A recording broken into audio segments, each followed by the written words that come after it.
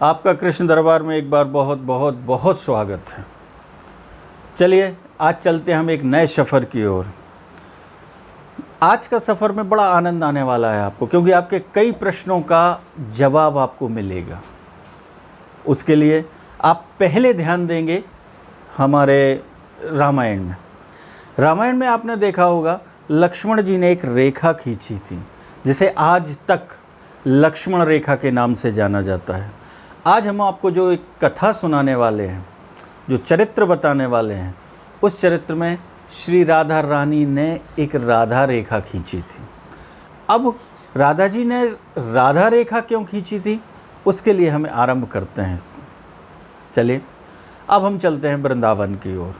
उस समय जब भगवान श्री कृष्ण अपनी मधुर बंसी बजा रहे हैं, और जब भगवान बंसी बजाते थे तो सारे जीव शरीर छोड़कर सीधा भगवान के पास पहुंच जाया करते थे। ऐसे एक बार घटना घटित होती है कि भगवान श्री कृष्ण मधुर बंसी बजा रहे हैं। बंसी बजाते बजाते राधा रानी ने देखा कि बंसी की आवाज़ आई और वो सुध बुध खो बैठी, और राधा रानी चली आई। आके बैठती हैं भगवान श्री कृष्ण के पास, मधुर बातें करते हैं।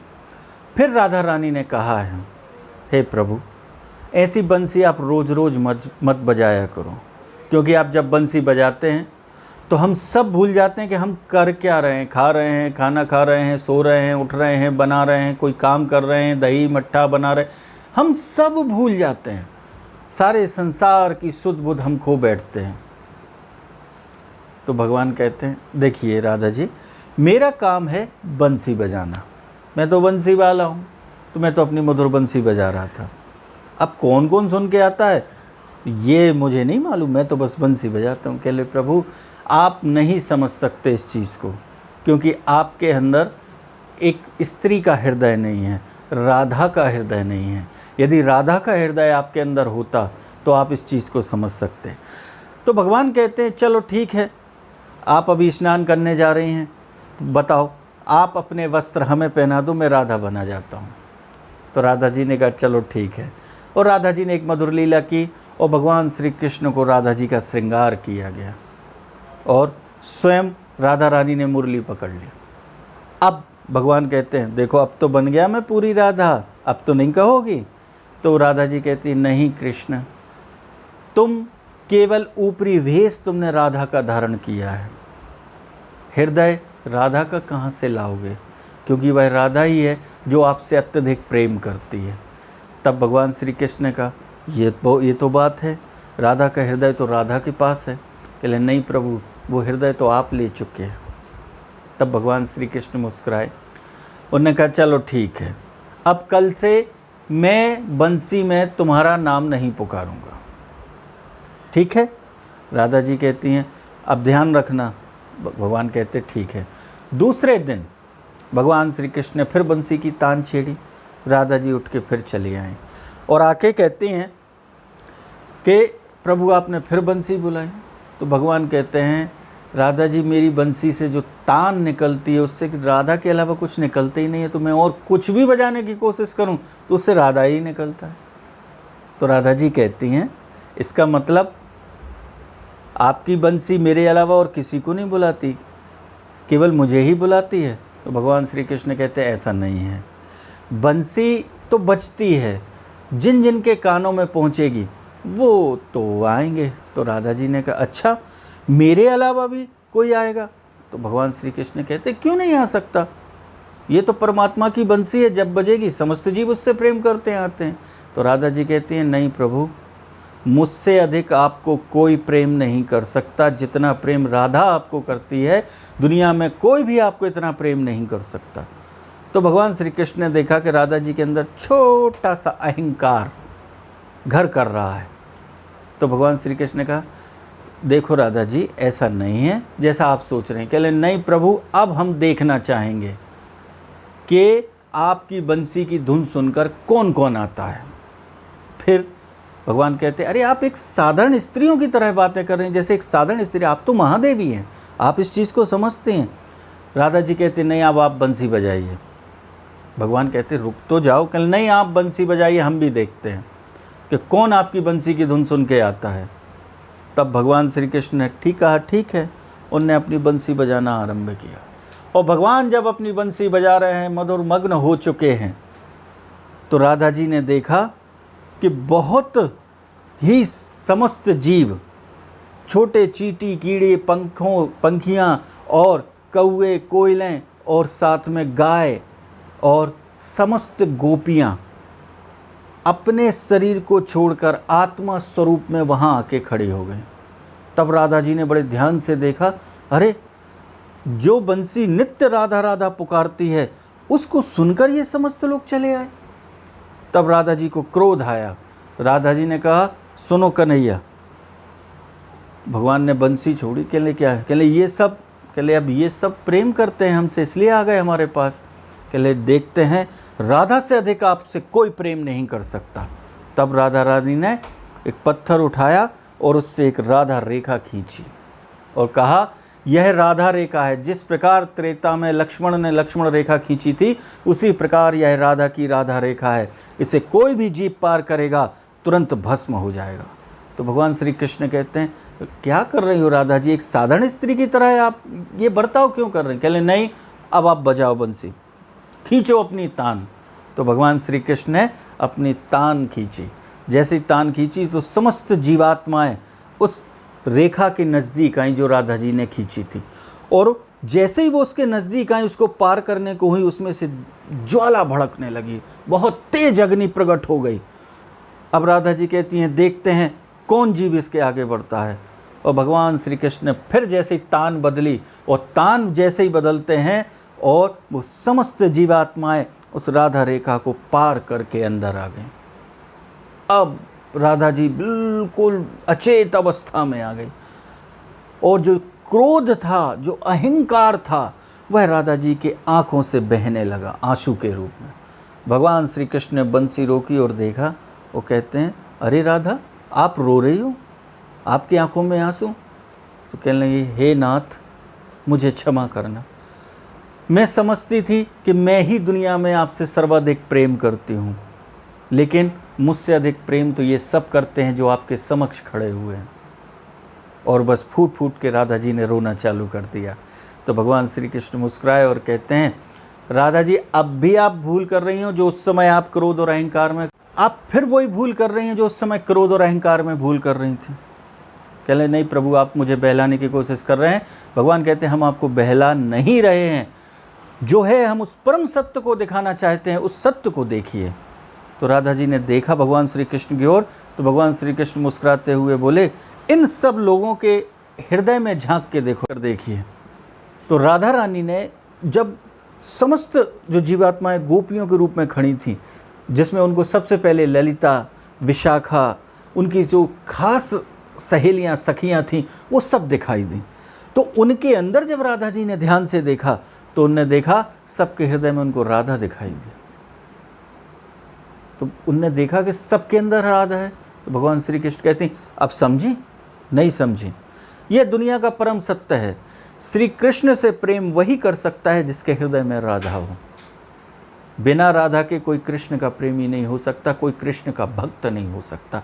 ये परम सत्य। इस बात को श्री वेद व्यास जी ने भी कहा है कि वास्तव में जिसके हृदय में राधा विराजित होती है, वो ही भगवान श्री कृष्ण का भक्त होता है।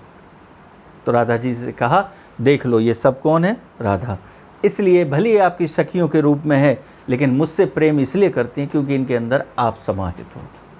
तब भगवान श्री कृष्ण की बात सुनकर राधा जी ने कहा, तो प्रभु, अब तो मानते हो कि दुनिया में सर्वाधिक प्रेम हम आपसे करते हैं? तो भगवान श्री कृष्ण फिर वही बात आ गई। आप घूम फिर के फिर आप वहीं आ गई उसी मैटर पे। कहले, नहीं, आपको मानना पड़ेगा। तो भगवान कहते, चलो ठीक है, हमने मान लिया आपकी बात। कहले, अब एक प्रश्न हम आपसे करते हैं। राधा जी ने कहा। तो भगवान श्री कृष्ण कहते, बोलो क्या है? तो राधा जी कहती हैं, ये बताओ प्रभु, हमने तो अपनी परीक्षा दे दी कि हम सर्वाधिक प्रेम आपसे करते हैं, और उसको सिद्ध आप ही ने कर दिया। लेकिन अब आप बताइए, आप किससे प्रेम करते हो? तो भगवान श्री कृष्ण मुस्कुराए और कहते हैं, राधा रानी, मैं किसी से, उन्होंने कहा, मैं किसी से प्रेम नहीं करता। तो राधा रानी ने कहा, आपके प्रेम योग्य इस पूरी सृष्टि में कोई नहीं है? तो भगवान कहते हैं, नहीं, तो वहाँ उनने फिर कहा इस बात के बारे में, तो राधा जी कहती हैं कोई भी नहीं है।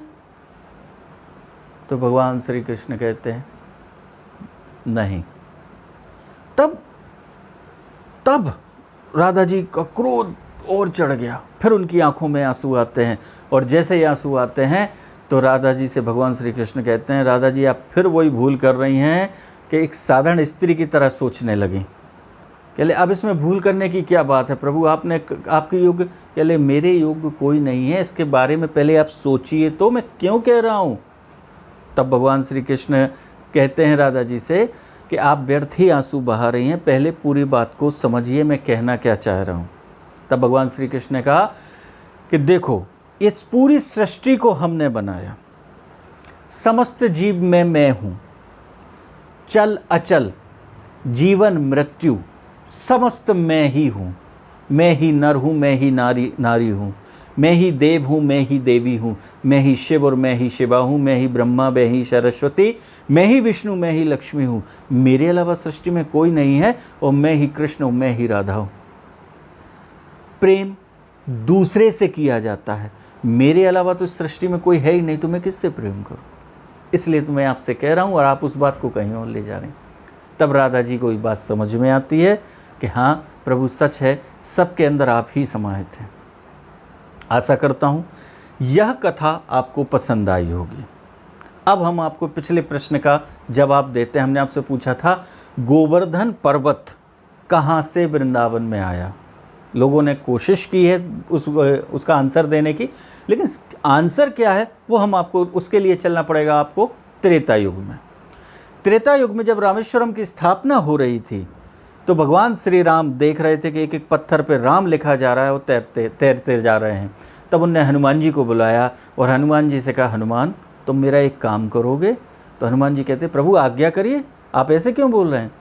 कह ले देखो हनुमान, यह जो काम हो रहा है ये सृष्टि में अब दोबारा नहीं होगा, कोई पत्थर में पानी में पत्थर नहीं तैरा पाएगा। तो मैं चाहता हूँ समस्त दुनिया के पत्थर इसमें लग रहे हैं, लेकिन मेरी अयोध्या का पत्थर नहीं लग रहा। तुम जाके अयोध्या से पत्थर उठा लाओ जो मेरे इस सृष्टि के कार्य में सहायक हो। तो हनुमान जी महाराज कहते बस प्रभु आपकी आज्ञा हो गई, मैं अभी जाता हूँ और अभी लेकर आता हूँ। तो हनुमान जी महाराज आए और आते आते उन्होंने कहा कि प्रभु ने सबसे अधिक समय चित्रकूट में व्यतीत किया है, हमें वहीं जाना चाहिए। तो जब हनुमान जी महाराज वहाँ पहुँचते हैं तो जो लोग चित्रकूट गए हैं उनने देखा है कि वहाँ पर हनुमान धारा में हनुमान जी एक पर्वत लिए खड़े हैं जहाँ उनको प्यास लग रही है। अब तो माता सीता से प्रार्थना करते हैं और वहाँ से धारा बहती है। तो वो स्थान से फिर नज़दीक चलते हैं। जब इस समस्त चित्रकूट घूमते हैं तो उनने देखा कि चित्रकूट में एक बड़ा विशाल पर्वत दिखाई दिया। उन्होंने कहा यह बहुत आसानी होगा क्योंकि कितने पत्थर मैं उठा के ले जाऊंगा। तो हनुमान जी महाराज ने जैसे ही वो पत्थर उठाया तो उस चट्टान के दो टुकड़े हुए, एक छोटा सा टुकड़ा वहीं रह गया और एक बड़ी सी चट्टान को हनुमान जी ने उठाया और लेकर आए। जब वो लेकर आने को हुए तो वह पर्वत कहता है कि तुम मुझे मेरे भाई से अलग कर रहे हो। हनुमान, प्रभु के कार्य में मेरा उपयोग होना है इसलिए मैं चलने को तैयार हूँ, लेकिन एक बात का आप हमेशा ध्यान रखना हनुमान जी के बीच में कहीं भी नहीं रखना, नहीं तो आप उठा नहीं पाएंगे। आप हनुमान जी कहने लगे मैं क्यों रखूँगा, आपने कहा है हम आपको लेकर सीधे चलते हैं। तो हनुमान जी महाराज ने जैसे ही पर्वत उठाया लेकर चलते हैं। जैसे ही पहुँचे तो उनके देखा उनने कि जहाँ आज वृंदावन है, मथुरा वृंदावन है, वहाँ कुछ साधु संत बैठ के जय श्री राम का जाप कर रहे थे। हनुमान जी महाराज तो राम प्रेमी हैं, वे भूल गए कि हम कहाँ जा रहे थे, सब सुध बुध खोई और उन्होंने पर्वत को नीचे रखा और बैठ के जय श्री राम करके नाचने लगे। फिर उन्हें ध्यान आया अरे हम तो कहीं और जा रहे थे, राम काज कर रहे हैं, हम कहाँ फंस गए। और हनुमान जी महाराज उठते हैं और उनने जैसी पर्वत को उठाने की कोशिश की वह पर्वत नहीं उठा। बहुत कोशिश की, नहीं उठा। तो वो पर्वत की आंखों से आंसू आए, वो पर्वत रोने लगा, कहने लगे हे देखो हनुमान जी, हमने आपसे कहा था कि मुझे रास्ते में कहीं भी मत रखना, लेकिन आपने हमारा जीवन व्यर्थ कर दिया। अब ना मैं प्रभु राम के चरणों के नीचे आ पाया, ना ही मैं अपने भाई के साथ रह पाया, मैं तो दोनों तरफ से चला गया, मेरा जीवन व्यर्थ हो गया। तो हनुमान जी महाराज कहते हैं पर्वतराज रोइए मत, इसमें भी कहीं ना कहीं उस राम की लीला है। कुछ ना कुछ वो चाहता है, ये मैं नहीं जानता। मैं भगवान राम से पूछूंगा। उनने जाके रामचंद्र जी से यह पूरी घटना बताई तो रामचंद्र जी मुस्कुराए और कहते हैं, पर्वतराज से हनुमान जी कहना कि उसे रोने की कोई आवश्यकता नहीं है, दुख मनाने की कोई आवश्यकता नहीं है। मैं अगले अवतार में जब द्वापर युग में आऊँगा तो वह मेरे चरणों के नीचे आना चाहता था। मैं पूरा 7 दिन 7 रातें अपने शीश के ऊपर उसको रखूँगा। तो यह गोवर्धन पर्वत वही है जो हनुमान जी महाराज उठाकर लाए थे। अब इनके जो भाई हैं वह हैं चित्रकूट में, जिन्हें आप कामतानाथ के नाम से जानते हैं, वह इनके छोटे भाई हैं। और वहाँ साधु संतों से जब हमारी बहुत बात हुई, उन लोगों ने हमें इस रहस्य को बताया जो आप सबके सामने हम इस रहस्य को खोल रहे हैं कि अकेले कामतानाथ की परिक्रमा करने से या अकेली गिरिराज जी की परिक्रमा करने से परिक्रमा कभी परिपूर्ण नहीं होगी, क्योंकि भगवान श्री राम ने वहाँ कहा था कि उनके भाई से बिछोए नहीं होने देंगे। दोनों की परिक्रमा जो एक साथ करेगा, कभी यहाँ की और कभी वहाँ की, तब उसकी परिक्रमा पूर्ण मानी जाएगी। आशा करता हूँ आपको ये बात पसंद आई होगी और यह रहस्य जानकर तो आप गिरिराज जी की परिक्रमा करें और कभी चित्रकूट जाकर कामतानाथ की भी परिक्रमा करें। चलिए अगला प्रश्न बहुत छोटा सा है, आपको अगले सप्ताह तक जवाब देना है। और प्रश्न यह है कि वृंदावन बंसी बजी मोहे तीनों लोक, वृंदावन बंसी बजी मोहे तीनों लोक, और बे तीनों मोहे नहीं रहे कौन की ओट। माने भगवान श्री कृष्ण जब बंसी बजाते थे तो समस्त जीव अपना शरीर छोड़कर उनकी ओर भागते थे, परंतु 3 ऐसे थे जो भगवान की बंसी में मोहित नहीं होते थे। तो वह 3 कौन हैं जो भगवान श्री कृष्ण की बंसी में मोहित नहीं होते? उनका नाम आपको हमें बताना है अगले सप्ताह तक। बस आशा करता हूँ यह एपिसोड पसंद आएगा, इस ज्ञान को सब तक पहुँचाइए। इसी आशा सहित भगवान श्री कृष्ण आपकी सारी मनोकामना पूरी करे। राधा रानी की असीम कृपा आपके ऊपर बरसती रहे। जय श्री कृष्ण।